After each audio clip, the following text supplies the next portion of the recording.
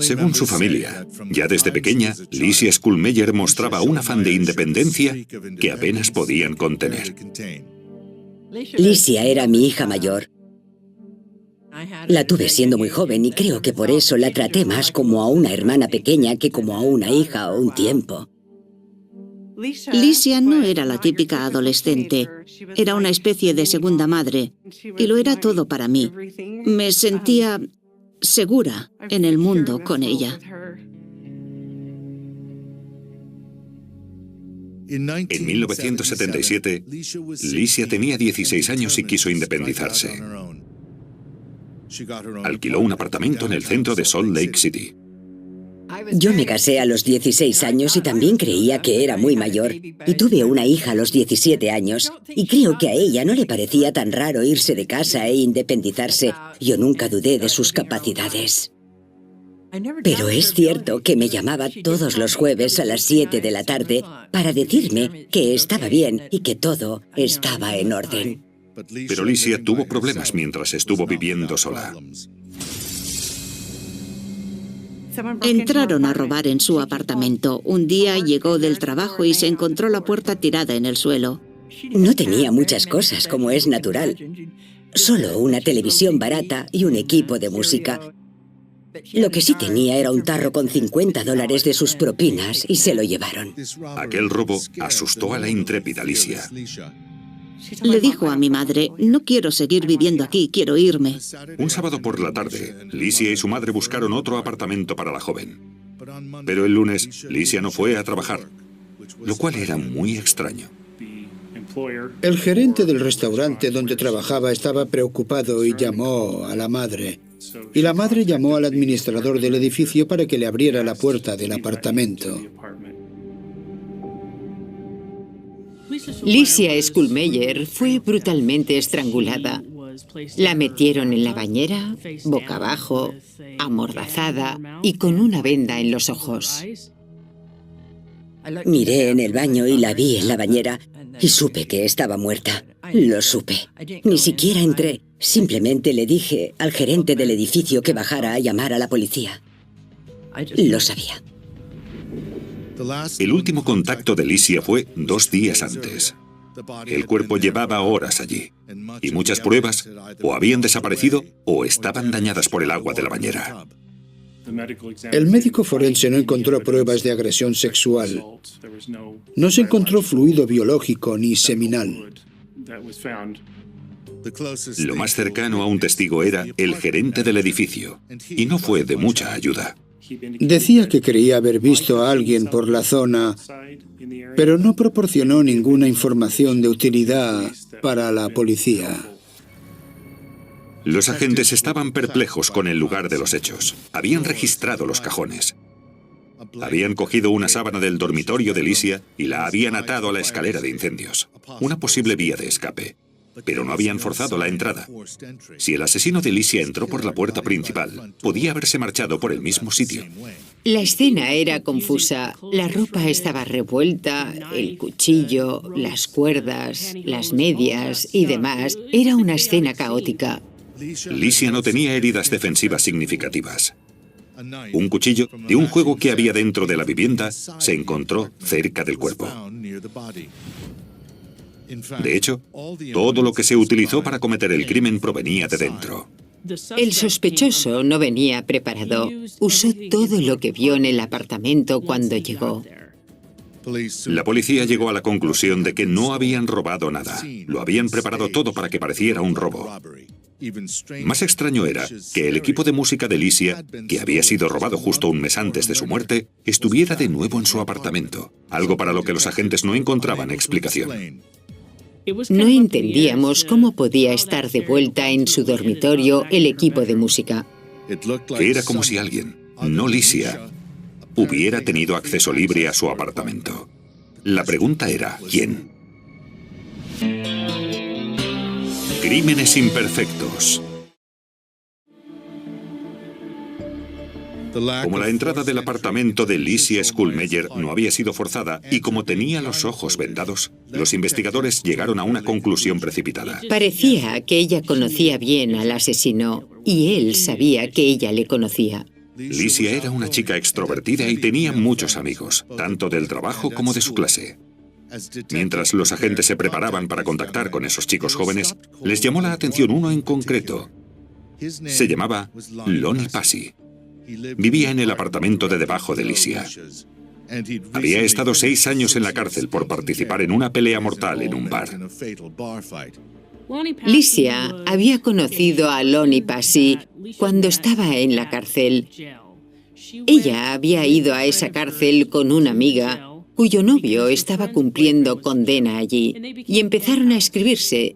Ella le escribía con frecuencia, así que cuando Lonnie salió de la cárcel, se mudó al edificio de Licia. Y expresó un claro interés romántico por Licia. Él era un convicto. Había estado en la cárcel y salió pensando que estaría con ella, y ella no estaba interesada en él. Ella le dijo, me gusta tu coche, pero no me gustas tú. Mi hermana era así, no le importaba herir sensibilidades, ¿sabes? Esto apenas vinculaba a Lonnie con el homicidio de Licia, pero apareció algo más. Tenía arañazos en la parte superior del cuerpo. Había dicho a la policía que le habían hecho los arañazos 1 o 2 semanas antes. Pero según la médica forense, eso no era así. Los arañazos de Lonnie eran solo de hacía unos días, cerca de la fecha del asesinato de Licia. Y la coartada de Lonnie para los arañazos y todas las demás terminaron derrumbándose. Según Lonnie, la noche del homicidio estuvo con su novia, Kathy. Por tanto, esa era su coartada. Posteriormente, la mujer dijo que no estuvo con Lonnie y que no fue ella la que hizo los arañazos. Como Licia conocía a Lonnie, es muy probable que le dejara entrar en su apartamento. Lo más extraño era el misterio del equipo de música, porque se lo habían robado y de repente reapareció en el apartamento de Licia tras su muerte. Anteriormente, habían visto el equipo de música en el apartamento de Lonnie Passy, así que volver a verlo en el apartamento de la chica despertó muchas sospechas sobre cómo había vuelto allí. Todo apuntaba a Lonnie. El problema era que la policía no podía demostrar nada. Aún peor, las pruebas de ADN ni siquiera existían en la ciencia forense. Era 1977, 10 años antes de la primera condena por prueba de ADN en el mundo.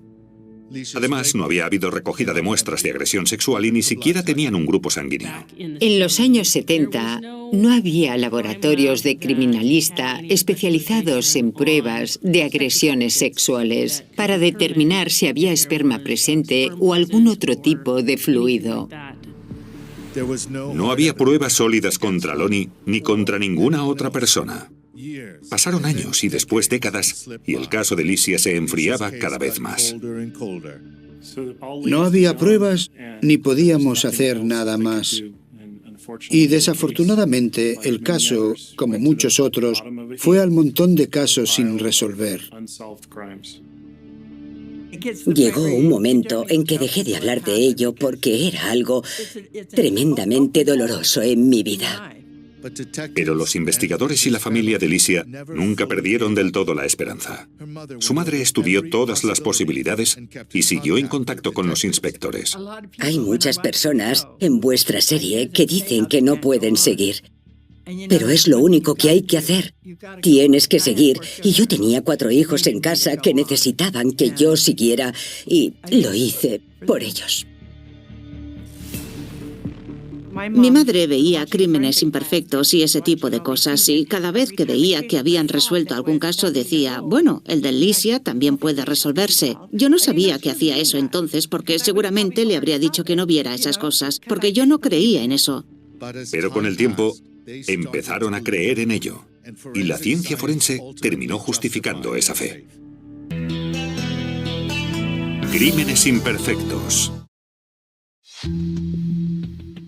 A principios del siglo XXI, las técnicas de ADN estaban revolucionando las investigaciones policiales.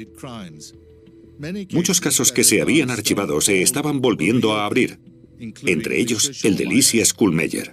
Había ADN, con lo que ya no solo eran solo las pruebas de antes, ahora se podían abrir otras puertas y en esas mismas pruebas se podía encontrar ADN en la mordaza que le pusieron en la boca.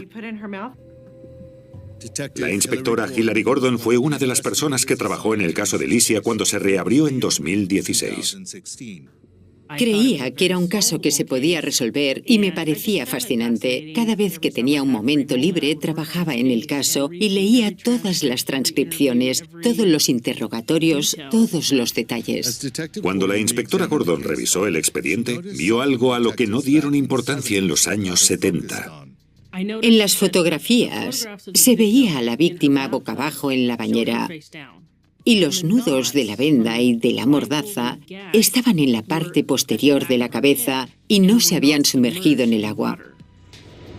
Seguramente se podrían encontrar muchas células cutáneas en los nudos de esas telas. Una fuente potencialmente rica de ADN. Siempre y cuando se conservaran esas pruebas y si no estaban contaminadas con el ADN de investigadores no familiarizados con las nuevas técnicas forenses. ¿Habrían utilizado guantes para sacarla de la bañera? Quien la sacara del lugar de los hechos y la trasladara al Instituto de Medicina Forense habría dejado también su ADN. Y una de las fotos que pude recuperar del Instituto de Medicina Legal de la autopsia mostraba que usaron guantes, así que estaba emocionada. Increíblemente, casi 40 años después del crimen, la mordaza y la venda de la escena del crimen seguían en el depósito de pruebas. Y, por suerte, no llegaron a desatar los nudos. Cuando saqué la bolsa, vi que seguía todo atado de la misma forma que en el cuerpo. La mordaza y la venda seguían completamente intactas. En 2013, las muestras tradicionales generaron ADN de Licia y también un ADN de un varón sin identificar. Con las muestras convencionales encontramos microsatélites de ADN y esos microsatélites se centraban en el cromosoma masculino, el cromosoma Y. Pero eso no era suficiente para desarrollar un perfil genético completo. Y ese perfil genético era necesario para una identificación concluyente. Por tanto, con la cantidad de nuevas técnicas forenses que aparecían todos los años, los investigadores esperaron a que la tecnología avanzara lo suficiente para resolver el caso. Y en el año 2016, parecía que había avanzado lo suficiente, gracias a un nuevo sistema de recolección de ADN llamado MVAC. El sistema MVAC da a los investigadores la oportunidad de recuperar ADN de donde antes no podían, sobre todo de superficies rugosas y porosas como piedras y ladrillos, e incluso de prendas de ropa, cuando los métodos de recogida de muestras no pueden recuperar la cantidad de ADN necesaria para tener un perfil completo. El sistema MVAC puede recoger 39 veces más ADN que cualquier muestra tradicional. Pero, ¿funcionaría con un par de endebles trozos de tela que llevaban guardados casi 40 años? En tal caso, los nudos atados hechos en esas telas podían ser clave. Nos centramos en eso porque creíamos que habían sido los más manipulados. Al hacer los nudos, el sospechoso tuvo que tocarlos. Con el dispositivo MVAC, básicamente se impregna la prenda con una solución neutral. Eso despega el ADN que posteriormente es succionado para el análisis. Esa solución se extrae después, aislando así el ADN. El siguiente paso es lo que se llama amplificación. Las amplificaciones de ADN es la fotocopiadora de los forenses. Es tomar pequeñas cantidades de ADN y convertirlas en enormes cantidades de ADN. El resultado, además del ADN de Licia, fue un perfil masculino completo, casi con toda seguridad, del asesino. Volvimos diciendo, ha funcionado, ha funcionado. Fue impresionante. Esos momentos de luz son increíbles.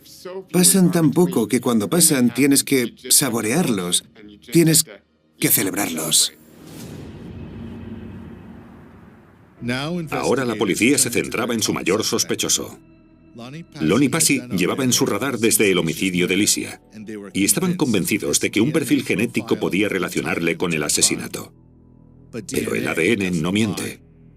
Me sorprendió muchísimo, pero tenía sentido. Crímenes imperfectos.